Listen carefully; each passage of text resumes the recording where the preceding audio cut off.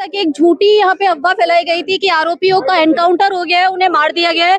लेकिन जब हम इस गांव में आए हैं और राष्ट्रीय दल यहाँ पे परशुराम दल के जो राष्ट्रीय अध्यक्ष है गंगाधर शर्मा जी, वो स्वयं यहाँ पे आके मौजूद हुए और उन्होंने जैसे ही कुछ सवालात करे पुलिस वालों से, पुलिस वाले उनसे लड़ाई करके यहाँ से रफू चक्कर होके अपना पल्ला झाड़ के जा चुके हैं। अब हम उनसे जानना चाहेंगे कि ये जो अफवाह थी ये क्यों उड़ाई गई थी, क्योंकि मैं आपको बता देती हूँ ऐसा कुछ नहीं हुआ है। आरोपियों का कोई एनकाउंटर नहीं हुआ है, वो अब भी बिल्कुल जिंदा है और बिल्कुल अय्याशी की जिंदगी जी रहे हैं, उनके साथ कुछ नहीं हुआ है। और ये परिवार उस बच्चे का परिवार है जिसकी इतनी दुर्दशा करके मौत की गई है, जिसकी इतनी बुरी हालत की गई है। इनकी आंखों में सुअर का बाल है। और यहाँ पे जो राष्ट्रीय अध्यक्ष जो स्वयं यहाँ पर आए हैं, आज जैसे ही उन्होंने बच्चे के लिए स्टैंड लिया और बोलना चालू किया तो पुलिस वाले उल्टा उन पे चढ़ गए, उन्हें बदतमीजी से और उनको सलाह देने लगे। और यहाँ से आप देख सकते हैं, कैमरामैन आप देख सकते हैं कि पुलिस वाले यहाँ से जा चुके हैं, पुलिस वाले यहाँ से अपना पल्ला झाड़ के जा चुके हैं। तो मैं पूछना चाहूंगी, सर आप बताइए। देखिए, सबसे पहले तो उस बच्चे का, गोपाल शर्मा जी का, जितना भी जो हत्या में शामिल हैं और जो हत्या हुई, नृशंस हत्या बोलते हैं उसको, वो कोई हत्या, मामूली हत्या नहीं है। उसके अंगों को विक्षिप्त किया गया, तेजाब डाला गया। अगर आम आदमी भी उसे देख ले तो आदमी उसे मतलब इतनी गाली देगा उस आदमी को, और अगर सामने भी आ जाए हत्यारा तो उसको मार देगा। इस तरह की हालात में उसको मारा गया। 22 तारीख को यह घटना होती है। पूरा ये देखो, सभी भाई बंधु जितने भी हैं सब इस प्रयास में और इस उम्मीद में थे कि भाई किसी ना किसी तरह से प्रशासन उन पर कार्रवाई करेगा, लेकिन आज तक कोई कार्रवाई नहीं हुई। नेता भी आ चुके हैं यहाँ, काफी समाज ने भी आवाज उठाई है, लेकिन कोई भी यहाँ तक नहीं आया प्रशासन के नाम पे जो कार्रवाई का यूं साक्ष्य दे सके कि हमने कार्रवाई की है। सर ये झूठी अफवाह क्यों उड़ाई गई है कि उनका एनकाउंटर हो गया, उनको मौत हो गई है, इस तरीके की अफवाह क्यों आज उड़ाई गई है? कई बार ऐसा होता है कि समाज को साधने के लिए इस तरह का बोल दिया जाता है, लेकिन हो सकता है इन्होंने पकड़े हों, लेकिन 7 आदमियों के नाम है, इन्होंने 3 ही क्यों पकड़े? इनकाउंटर अगर करते हैं तो छाती पे गोली मारिए, गर्दन पे गोली मारिए, उसे मारो। पैर में गोली मारने का क्या मतलब है? उस लड़के की हालत देखिए, जो लड़का जिसकी मौत हुई है। उस हिसाब से हमें यहाँ उन इनकाउंटर और फांसी चाहिए 7 आरोपियों की। और अगर ये बात नहीं होती है तो परिवार के साथ पूरा समाज जितना आपको दिखाई दे रहा है, ये सब आंदोलनरत और धरनारत रहेगा। ये जो अब पुलिस वाले भागे हैं, इनकी ये जिम्मेदारी नहीं है, इन्हें गैर जिम्मेदाराना जो ये बयान दिए हैं। ये देखो, ये दादाजी हैं बच्चे के, लेकिन इन्होंने बोला कि मैं संतुष्ट नहीं हूं संतुष्ट, और तुरंत भाग गए पुलिस वाले। कहां तक छुपेंगे? आज बच्चे को खत्म हुए कितना समय हो चुका है? 5-6 दिन हो रही है। 7वां दिन है आज। मैं एक चीज आप सबसे पूछना चाहूंगी, क्या जो अपोजिट पार्टी है जिसने बच्चे की हत्या की है, क्या वो बहुत ज्यादा मजबूत है जिस वजह से उनकी सुनवाई हो रही है? और आप लोगों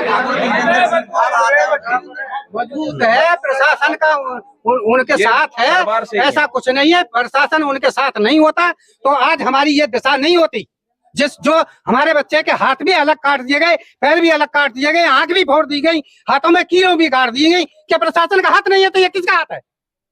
प्रशासन का हाथ नहीं है तो ये किसका हाथ है? ये योगी तक बात क्यों नहीं गई? अगर प्रशासन ने इसकी सुनवाई नहीं की सर, तो आप उसके खिलाफ क्या करेंगे? क्योंकि 8 दिन हो चुके हैं। मैं बता रहा हूं, सिर्फ 3 दिन का अल्टीमेट दे रहे हैं इनको।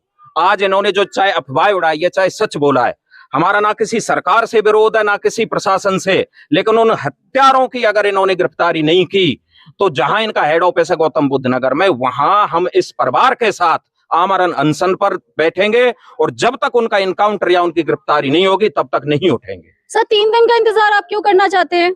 आज जो इन्होंने गिरफ्तारी की है, हो सकता है वो विवेचना बोल के गए हैं।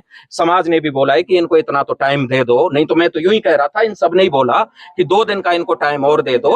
हाँ हाँ, आप देखिए गांव वालों का कहना है कि हर बार आके समय मांगते हैं और उनके खिलाफ कुछ नहीं किया जा रहा है। मेरे को सुनने में आया था कि यहाँ पे बुलडोजर भी उसके घर पे चलाया गया था, जिसमें नाम की 10 ईंट को तोड़ा गया था।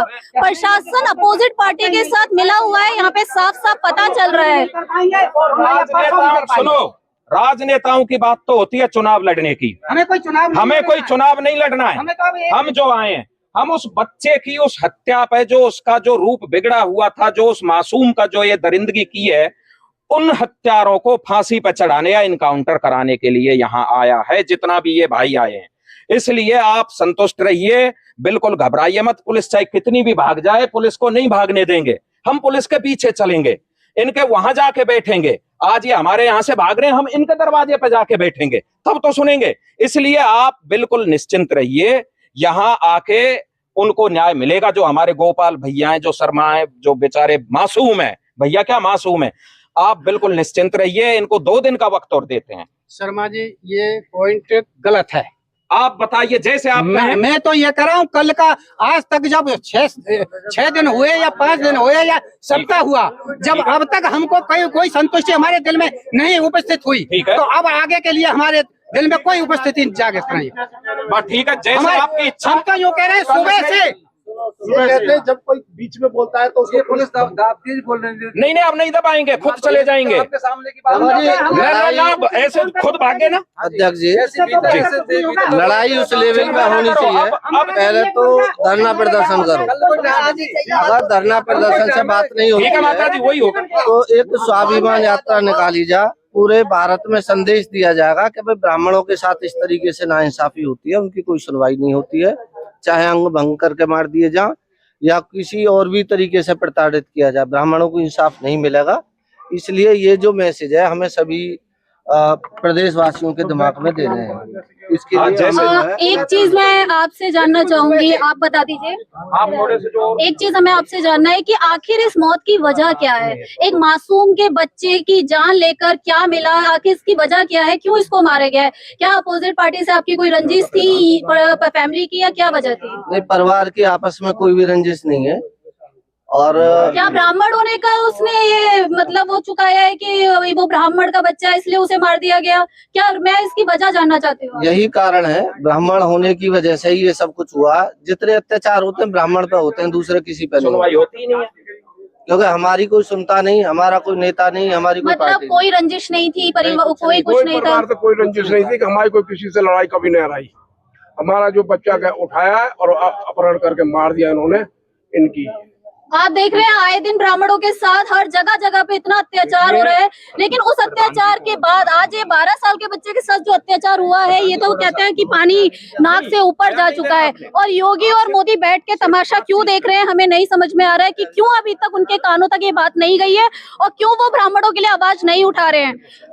अध्यक्ष जी, हम आपसे ये जानना चाहेंगे कि क्या प्रदर्शन आप कब से कर रहे हैं? आप हमारी जनता को बता दीजिए कि आप कल से प्रदर्शन कर रहे हैं या क्या आपका? देखिए, एक इंटीमेशन लेटर देना होता है जब वो कानून के दायरे में चलने वाले हैं। उन्होंने भी कहा है कि हम कानून के दायरे में चलेंगे, तो कोई बात नहीं, कानून के दायरे में तुम चल रहे हैं तो हम भी चलेंगे। एक इंटीमेशन लेटर दिया जाता है आंदोलन के लिए, धरने के लिए। वो इंटीमेशन लेटर अब तो खैर 6 बज चुके हैं, कल इंटीमेशन लेटर देंगे और उसमें हो सकता है हम कल का ही लिख दें धरने का जो डेट है, लेकिन हो सकता है कल उस पर कार्रवाई ना हो, तो कल इंटीमेशन लेटर हम जरूर दे देंगे।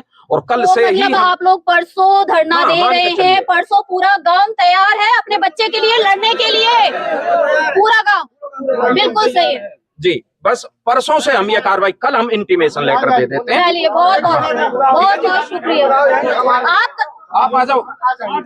धरना प्रदर्शन होगा, पूरा गांव तैयार बैठा है उस बच्चे के लिए लड़ने के लिए। अब पुलिस और प्रशासन की नहीं चलेगी और ब्राह्मण समाज चूड़ियां पहन के नहीं बैठा है, ब्राह्मण समाज चूड़ियां पहन के नहीं बैठा है, वो अब नहीं सहेगा।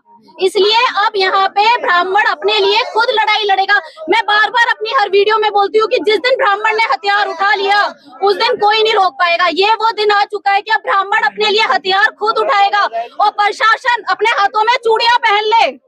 आपके साथ बने हुए हैं, आप देखिए कि कल क्या होता है। इन 7 लोगों को एनकाउंटर होना ही चाहिए, ये हमारी मांग रहेगी। धन्यवाद।